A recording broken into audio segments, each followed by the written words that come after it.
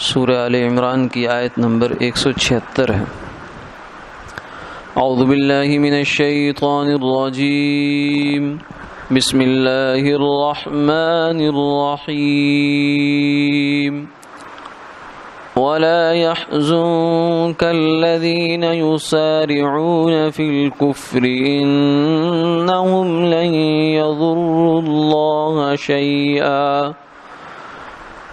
يريد الله ألا يجعل لهم حظا في الآخرة ولهم عذاب عظيم إن الذين اشتروا الكفر بالإيمان لن يضروا الله شيئا ولهم عذاب أليم ولا يحسبن الذين كفروا أنما نملي لهم خير لأنفسهم إنما نملي لهم ليزدادوا إثما ولهم عذاب مهين صدق الله العظيم۔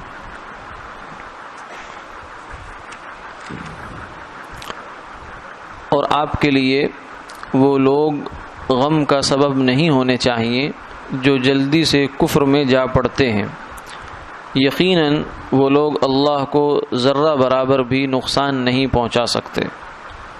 اللہ تعالیٰ کو تو یہ منظور ہے کہ آخرت میں ان کو اصلاً فائدہ نہ دے اور ان لوگوں کو بڑی سزا ہوگی۔ یقیناً جن لوگوں نے ایمان کی جگہ کفر کو اختیار کر رکھا ہے، یہ لوگ اللہ کو ذرہ برابر نقصان نہیں پہنچا سکتے اور ان کو دردناک سزا ہوگی۔ اور جو لوگ کفر کر رہے ہیں وہ یہ خیال بالکل نہ کریں کہ ہمارا ان کو مہلت دینا ان کے لیے اچھا ہے، ہم ان کو صرف اس لیے مہلت دے رہے ہیں تاکہ جرم میں ان کو اور ترقی ہو جائے اور ان کو توہین آمیز سزا ہوگی۔ ان آیات مبارکہ کا گزشتہ مضامین کے ساتھ بھی ربط ہے اور ایک عمومی ہدایت بھی ہے۔ گزشتہ آیات کے ساتھ ربط تو اس طرح ہے کہ غزوہ احد میں منافقین کی ایک بڑی تعداد مسلمانوں کے لشکر سے الگ ہو گئی اور میدان جنگ میں شریک نہیں ہوئی، میدان جنگ میں حاضر نہیں ہوئی۔ تو ظاہر ہے کہ ایک چیز تھوڑی سی طبیعت پر گراں گزرتی ہے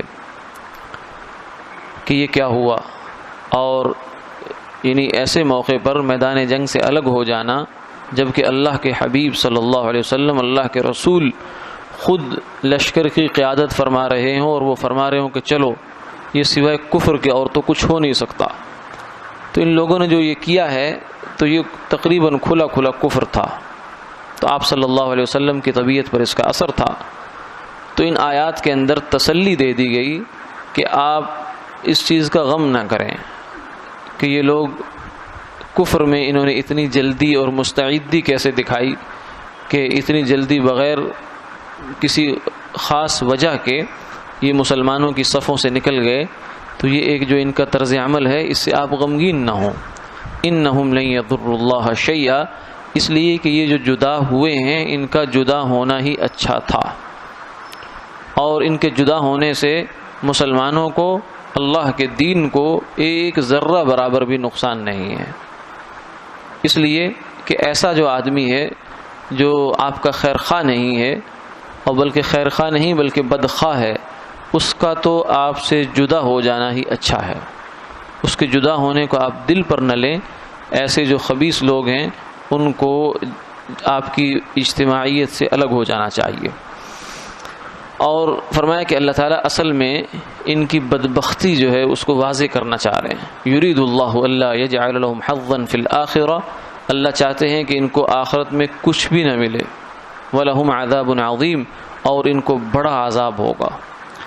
اس کے بعد آگے فرمایا کہ جو لوگ کفر کو خرید لیتے ہیں ایمان بیچ کر، جیسے انسان کے پاس کوئی قیمتی چیز ہو اور کوئی ہیرا ہے اور اس کو دے کر وہ کوئی مٹی خرید لیتا ہے یا کوئی لکڑی کی ہلکی سی چیز خرید لیتا ہے اور آ کر کہتا ہے کہ میں نے یہ بڑا سودا کیا ہے، تو سمجھدار آدمی یہی کہے گا، بے وقوف آدمی تو بہت بڑے خسارے کا سودا کرایا، اس لیے کہ یہ جو تو چیز خرید کر لایا ہے اس کی ہیرے کے ساتھ کیا نسبت۔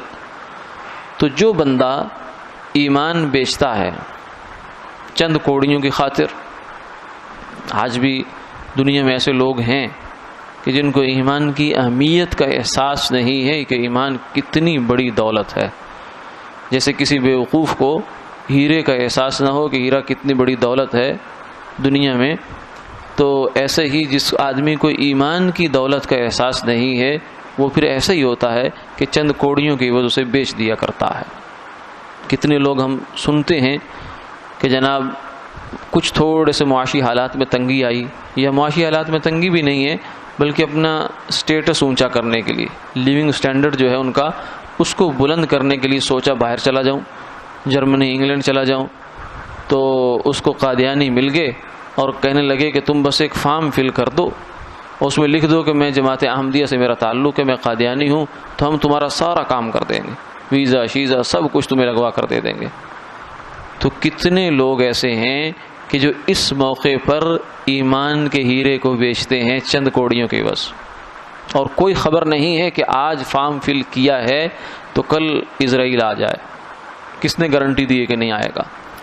تو کفر پر انسان کا انتقال ہو جائے اور قیامت والے دن جس کو شمار ہوگا وہ مسلمانوں کی صفوں میں نہیں ہوگا۔ تو یہ کتنا بڑا خسارے کا سودا، اور جس کو ایمان کی قدر ہے اللہ اس کو پھر جو ہے یہ دکھاتے ہیں کہ ایک ملک کی نیشنلٹی تو کیا بلکہ اس کو اگر پوری دنیا کی سلطنت بھی دے دی جائے تو وہ ایمان سے پیچھے ہٹنے کے لیے تیار نہیں ہے، اس لیے کہ وہ جانتا ہے کہ دنیا کی زندگی کتنی سی ہے، اگر میں یہاں مجھے ساری دنیا کی بادشاہت بھی مل جائے تو پھر بھی میں نے ایک دن سب چھوڑ چھاڑ کے مٹی میں چلے جانا ہے۔ اجڑ گیا وہ باغ جس کے ہزاروں مالی تھے، گیا جب سکندر دنیا سے تو دونوں ہاتھ خالی تھے۔ سکندر دنیا کا فاتح تھا جو پوری دنیا پر حکمرانی کی تقریباً، جب وہ مرنے لگا بہت تھوڑی عمر میں مر گیا تو اس نے وصیت کی کہ میرے دونوں ہاتھ کفن سے باہر نکال دیے جائیں۔ عام طور سے دستور نہیں ہے لیکن اس نے کہا نکال دینا، تاکہ لوگوں کو یہ پتہ چل جائے کہ سکندر جیسا پوری دنیا پر حکمرانی کرنے والا وہ بھی دنیا سے کچھ لے کر نہیں گیا، 1 روپیہ بھی ساتھ لے کر نہیں گیا، تاکہ لوگوں کو احساس ہو کہ دنیا میں وہی کچھ انسان کمائے جو ساتھ جا رہا ہے اس کا۔ تو جن کو احساس ہے اللہ ان کو بہت بہت احساس پیدا کرتے ہیں۔ ہمارے یہاں لاہور کے ایک صاحب تھے، ان کے بارے میں واقعہ سننے میں آیا کہ وہ کہیں امریکہ میں ہوتے تھے، تو وہاں ان کو قادیانیوں نے یہ کہا کہ ہم تمہیں ایک بریف کیس بھر کر دیتے ہیں پیسوں کا، ڈالروں کا، اور تم قادیانی ہو جاؤ۔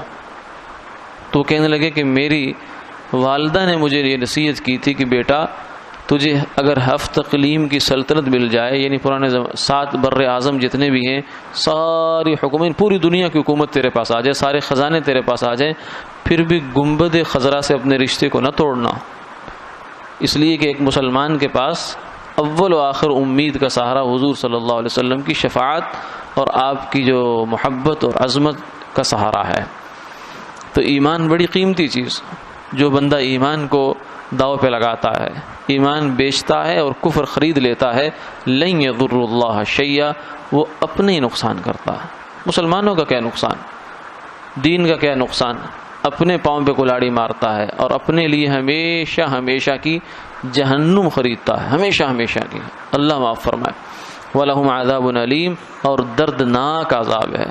جو بندہ سرے سے مسلمان ہوا نہیں، کافر ہے، وہ بھی اس کو بھی سزا ہوگی، لیکن جو انسان ایمان لانے کے بعد کفر کرتا ہے یہ مرتد ہے، اور مرتد کی تو دنیا میں بڑی سخت سزا ہے کہ 3 دن اس کو مہلت دو، اس کو جو کوئی شبہ پیش آیا ہے اس کو حل ختم کرو، اگر وہ پھر بھی نہیں مانتا، ہٹ دھرمی پر ہے، تو اس کو سرتن سے جدا کر دو۔ دنیا میں اس کی یہ سزا، اور آخرت میں تو بڑی بری سزا ہے۔ وَلَا يَحْسَبَنَّ الَّذِينَ كَفَرُوا، اگلی آیات میں ایک بہت بڑا ہم سب کے لیے ایک جو ہے وہ تنبیہ ہے، سرزنش ہے لوگوں کے لیے کہ، اور خود کافروں کے لیے بھی، کہ دنیا کا عام دستور یہ ہے الدنیا سجن المومن و جنت الکافر. حضور نے فرمایا کہ دنیا مسلمان کے لیے، مومن کے لیے تو قید خانہ ہے اور کافر کے لیے جنت ہے. یعنی کافر کا دنیا میں دل لگتا ہے کیونکہ اس کے لیے یہی اول و آخر ہے، یہی اس نے آنکھ کھولی ہے اور یہی اس کی آنکھ بند ہوگی، وہ سمجھتا ہے کہ یہی سب کچھ ہے.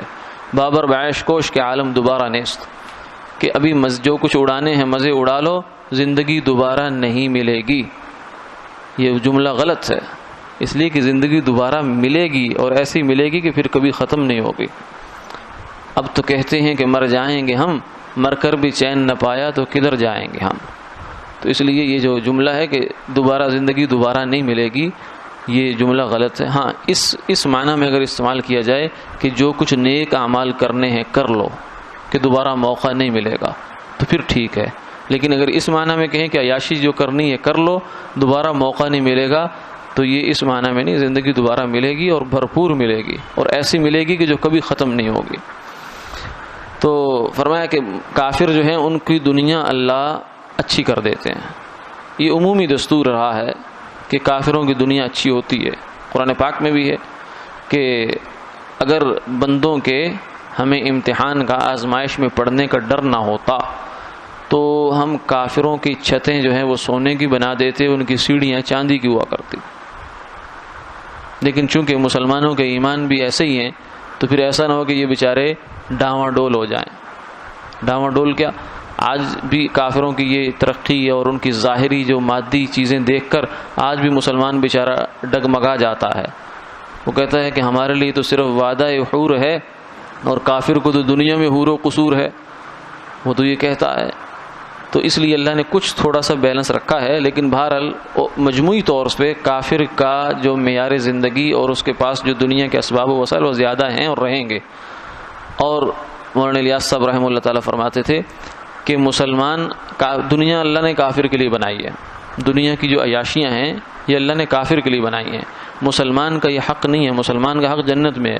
مسلمان دنیا میں گزارے کے لیے آیا ہے. اب اگر مسلمان کافر کے اسباب و وسائل پر ہاتھ ڈالے گا تو یہ غاصب ہے، یہ ناحق ہے، یہ کسی کے حق پر ڈاکہ ڈال رہا ہے. تو اللہ کی مدد اس کے ساتھ نہیں ہوگی. اور کافر چونکہ اپنے حق پر ہے اور اس کے ساتھ اللہ کی مدد ہو جائے گی. تو یہ بھی ایک نقطہ ہے. تو اس لیے بہرحال کافروں کا جو معیار زندگی ہے وہ مجموعی طور سے اونچا رہا ہے، رہتا ہے، رہے گا. اس سے پریشان نہیں ہونا.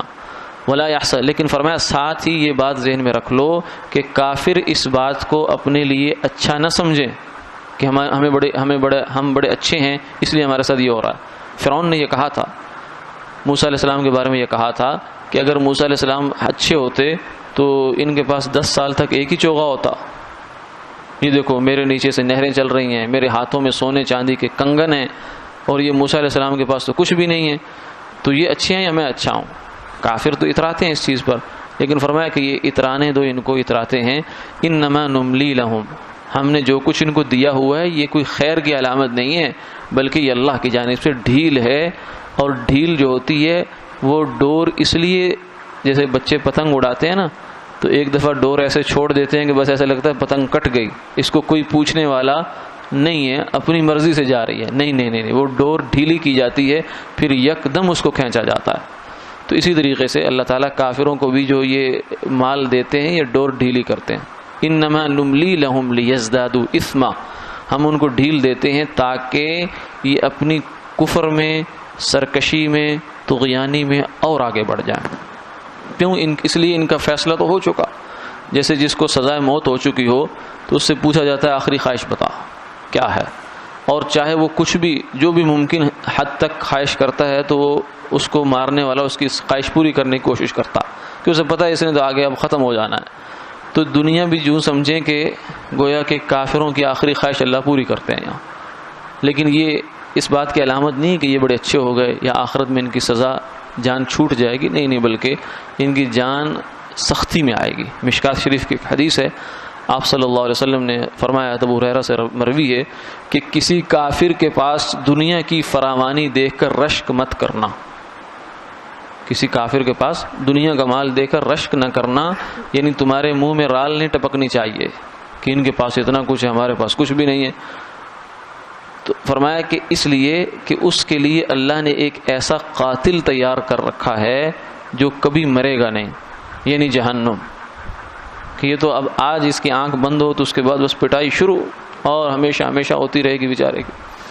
تو اس لیے مسلمان کو تو یہ دیکھنا چاہیے کہ یہ اس کو جو ڈھیل ملی ہے یہ تو اس کے سزا کا اضافہ ہے، یہ دراصل تو دکھنے میں ڈھیل ہے لیکن اصل میں تو یہ سزا ہی ہے، جرم بڑھ رہا ہے، اور جرم جس قدر بڑھتا جائے گا سزا اسی قدر بڑھتی چلی جائے گی۔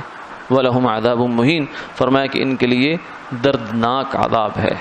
تو اس لیے مسلمان کا کرنے کا کام یہ ہے کہ وہ ہر وقت اپنے پاس جو اس کی اصل اللہ کی دی ہوئی نعمت ہے یعنی ایمان اور اعمال، ان کو اصل سمجھے اور ان میں آگے بڑھنے کی کوشش کرے۔ اللہ تعالیٰ عمل کی توفیق عطا فرمائے۔